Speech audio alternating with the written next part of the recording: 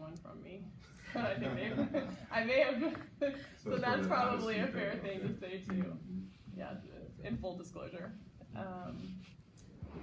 So let me think. So coming back to hiring practices, we kind of talked about philosophically what you want to aim for that your students deserve. But logistically, I think it's extremely important in that hiring process that you are fair and consistent with your screening criteria. You may have a candidate that's come to you from a referral from someone, and they're like, this person's a rock star, and maybe it was a student teacher, okay? And so now you have 40 applicants for this position, many of whom have years of experience. To get to the student teacher, when you're using your screening criteria, you may need to interview 20 or 25 of those candidates. And, because ethically, the criteria that you use for the screening should be consistent. And you shouldn't dip down to 0 years of experience to get this one student teacher that somebody said was a rock star, while not getting to these who, all things in the application being equal, should meet that first criteria. Now, everyone approaches that differently. That's my paradigm. I don't know. Some people, that said, many times there's something else. GPA, you can give, if you want to give points for that, you can look at recommendations. Sometimes there's a little flag or a little difference in the recommendations so you can discern. So you can whittle them down, but if you have, 6 or 7 candidates, all with just student teaching experience for this position, all with similar profiles and points, you need to block off a couple days and line them up and make it happen. That in my mind, at the end of the day is a head hitting the pillow kind of thing. If I screen someone out just because, or screen someone in, just because, I didn't really give everyone a fair shot at it. But again, that's just me. Maybe I'm too, I don't know.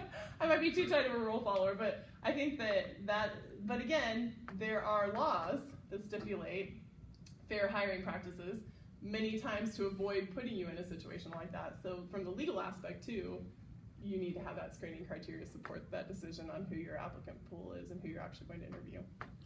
I worked for an administrator, and he told me that he does not even get to the point of interview with a person if they do not have their direct supervisor listed as one of their references, their like immediate direct supervisor. Mm-hmm. And when I heard that, the way that he made it sound was that it was a district policy, and I never once considered that maybe it just would have been something that one of his mm-hmm. ethical feelings, or one. Right. Okay, so are there procedures that you follow? It's definitely, it would be a flag. Okay. I don't know that it would be the sole criteria for me not interviewing them, but I would be very upfront. Sometimes there's a reason. You've got to, and you also have to look at some of the positions. They're less likely to do that, maybe if they're just exploring their options and they're a little nervous about. Mm-hmm. It depends on their building culture, and that's the hard one, and that's why I say I don't know that I necessarily rule it out. Sometimes people fear a retaliation if they're applying for positions but then decide that they don't want to take that position. And so then they're concerned that there's going to be repercussions within their own building. And so I could see why it would be a flag for someone, because you're wondering if they're hiding something underneath there. But also I think sometimes it may just be a really good teacher, but they're nervous about kind of exploring other options, and they don't want to put that reference on there yet until they get farther into the process. So then we had that open conversation at the interview, because if the rest of the application is looking really strong, I will probably call them in, but I'll be very upfront with them in that interview that the next step is for me to call your immediate supervisor. Let's talk about a time frame that you can talk to them first, and get that out there, and then we'll give them a call. And that's helping them navigate that process to where they feel comfortable about it. Do you sit in on every interview, every hire of teachers? I do. And classified and anybody who's in our building. Now you can call me a control freak. But again, it's because personally I've decided that's one of my core values. I feel like there is no greater responsibility than hiring good people to be with our kids. And so not every head coach, not every assistant, Right. because I do draw the line at not trying to micromanage head coaches. I will, so I do kind of let them work with the AD on assembling their assistant staff, but, it's important. So, another thing that's really important to look for are, the gaps in their employment history, and this isn't really an ethical issue, but, anytime there's a gap, that should always be a flag to try to figure out what had happened. If everything else looks good, you can give them a conversation and can you explain this, but generally that's a question mark. So, let's see. I feel like I've talked a lot. I wanted to hear more from you too, but so jump in here if you have other things. Looking at the master schedule, I know that one came up. We touched on that, I think, to some degree. It kind of follows that similar philosophy, the staffing allocations, how many teachers you have, but also how do you allocate students and classes? Is it fair to, have 30 kids in US History AP class and 20 in an Algebra 1 class? Is that a good allocation of resources? Is that fair? Is that equitable? Is it not? What do you think? Standard practice. Say that again, Kelly. Unfortunately. What'd you say? It's standard practice. You know what I mean? I feel like it's just kind of accepted, like, oh, math, you need smaller numbers. Social studies will just make it work. I think too, like, I know one of our issues with our history classes, and I teach the pre-AP, a little bit the freshmen, and if we just have, 2 over that 28 threshold, then they're gonna split it up, and it doesn't matter then if the regular geography and civics classes get pushed bigger. That's just what we have to do because we can't have a pre-AP class, Oh, wow. topping 28, and so they'll push them more into those other classes where you have a more diverse group of kids, with IEPs and 504s. Those class sizes will be bigger just so that my class doesn't max out above 28, which I'm like, bring them on, the more the merrier, let's do it.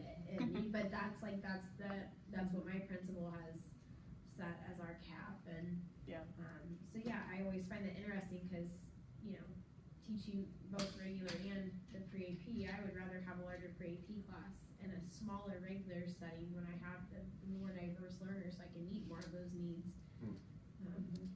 And you bring up an excellent point, and I think those are conversations that you need to have with your staff, because when we sit down and do it, and I should have clarified a little bit more, because we do have math classes, that are 30, but we'll sit down and we'll have those discussions with the teachers. What is the best way to allocate our resources?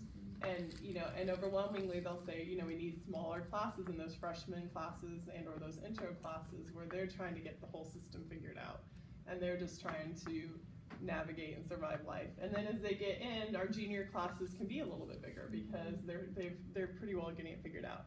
Now the hard part is, sometimes then you end up with like an AP US history teacher that may have 160 kids, and when they're grading those essays, sometimes you have to preserve them from themselves too, and say, now wait a minute, I agree with you up to this point, but I've got to look at your total well-being and, help with that. And so sometimes you have to back off, sometimes you have the overachiever, and that's an interesting thing too that I've noticed is when you hire staff that are excellent educators, but also really highly intelligent people, really great, like you have some serious conversations with them and you're like loving it because you're going to change the world one day. They're also very hard on themselves and they want to be perfect. And so anytime there are changes or anytime there are things, those little side conversations are huge to just let them know this is okay. Like we rolled out some instructional rounds this year, and so it was related to the quadrant framework with Dr. Daggett. And so there's quadrant A and B and C and D. So at the end of our visit to the classroom, they would get an email with kind of our synopsis of where it was. And at first, it was actually some of our most outstanding teachers that were the hardest because they wanted to always be in C and D. If they had a B or an A, that was that was really hard for them. And it's just, again, but recognizing that, having those conversations to say, we can't be here all of the time. I caught you at this moment, it was a snapshot, but I know you do a lot of work in this arena. And it's just having those conversations, because your high achieving people will immediately want to be high achieving all the time. And again, it's just making sure you take those times to have those relationships with your staff, as you all know, but have those conversations with them. And I think it's coming back to the ethics of that, it's important that we look after the kind of emotional well-being of our teachers too, and recognize that it is a hard job, and that it is oftentimes underappreciated. And so part of our ethical responsibility is to be that person to talk to let them come down if they need a cry, let them give them the cheerleading when they need it, or shout outs or celebrations, but that all has to be purposeful, because again, if you don't purposefully plan for that, you get caught in the day-to-day and you look up and the end of the year is gone and you haven't done any of that. I'm talking a lot, sorry. You don't have to apologize to me. Sorry, all of you. Let's see, anything, oh, this was a good one. Ethical dilemma in balancing personal life versus professional life. I like that. The thing that I like to say to people is you have to, and it's not like a profound saying, but in my mind, you have to give yourself grace, and you have to give yourself grace to allow yourself time to be a parent. And so sometimes you do have to devote that step away time in order to be effective at what you need to do. And I think that's been another thing this year that I've really appreciated in the tenor of our district and in our district culture, is cultivating that you do need to take time to take care of yourself. That's going to look different for every person in every stage in life, and you have to decide where that tipping point is. If you decide to become a high school administrator, there is a certain amount of work that comes with that. I was fortunate in my life in that I had a good situation come out of a bad situation. So my father passed away when I was in college. My mom, they've been married for many, many years, and never cared to remarry. So we talked her into moving down here, and she took care of my children. And so I didn't have a lot of that guilt. I also have a husband who is in education, and he's actually at the central office now with assessment and research, but so we tag team a lot too. Like, I've got this night, I've got this night. And so I'm still doing all of my night duties, still doing all of the responsibility, my late work nights. But I don't have that personal guilt because they're with him or they're with my mom. And so I never had that dilemma of having them be, with someone who wasn't that immediate family connection. So you have to decide kind of where that tipping point is. And some people decide, maybe a different level is more appropriate for them. Elementary, becoming an elementary principal. Not that that's not hard work. Oh my goodness. It is a lot of hours and a lot of work. But the time is maybe a little more flexible. And some of that you can do from home. It's not like I need to be at these night duties, with sports, administration, plays, all those types of things, in addition to the late work nights. I was fortunate in that when I took the job as principal, and I worked a lot of hours as an associate principal, a lot of late nights, but it's even more now. And so I'm lucky that my children are in high school now. And so they have, Monday night orchestra practice for symphony orchestra, and so they're there till 8:30, guilt-free work night. So I can work till 8:30 and I don't even have to feel guilty about it. But you have to, that said, your child has a track meet and you need to leave one day at 3, to go see them run their race, leave and go see them run their race. They only have a short period of time, and that's where your team really becomes handy at a high school. You may or may not have that at the elementary, but, just covering for each other. You go do that, and I'll do this, and you go do that. And it's making sure that you are helping each other find that balance and giving yourself that grace to not be here constantly and go have that moment with your kids so you don't miss it, because